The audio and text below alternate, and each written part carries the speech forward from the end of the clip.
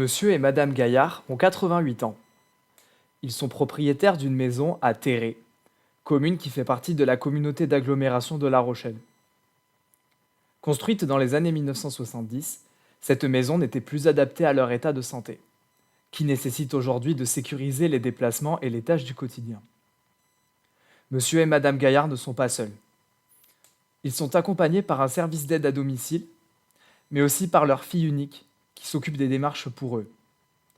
Elle raconte l'histoire du projet de travaux, qui leur a permis d'améliorer leur quotidien et surtout de continuer à vivre chez eux. Mes parents ont construit cette maison en 1970. Donc à l'époque, ils étaient jeunes, donc maison à étage avec sous-sol.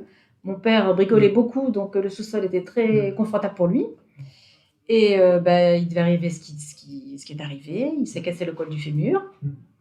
Donc la marche difficile, d'ambulateur. Personne ne le voyait marcher. Tout le monde voulait le mettre en maison de retraite. Moi, j'ai freiné des 4 pieds pour des 2 pieds. pour éviter qu'ils aillent en maison de retraite et faire en sorte qu'ils restent à domicile le plus longtemps possible. J'ai été conseillée par la psychologue, l'assistante sociale de l'hôpital, en fait, qui m'a dit que le maintien à domicile était possible. Mais comme il y avait des problèmes techniques dans la maison avec le sous-sol, il fallait que je trouve une solution pour que la maison soit adaptée. Donc elle m'a conseillé d'aller de contacter Solia donc, pour mettre en route les travaux et avoir des bons conseils, en fait, pour savoir le protocole à suivre, en fait, pour réaliser les travaux. Alors, j'ai contacté tout de suite une entreprise qui était apparemment très connue sur le secteur, qui s'appelle Optidomia. Donc, j'ai eu un bon conseil aussi. Enfin, tout s'est bien goupillé. Solia m'a bien conseillé. J'étais bien conseillée par Optidomia. J'étais rassurée en fait sur tous les plans, puisque je partais en confiance en fait. Je savais que j'allais être suivie. Si j'avais un problème, je pouvais contacter Solia. Si j'ai un problème avec Optidomia aussi, j'étais confiante en fait pour les travaux.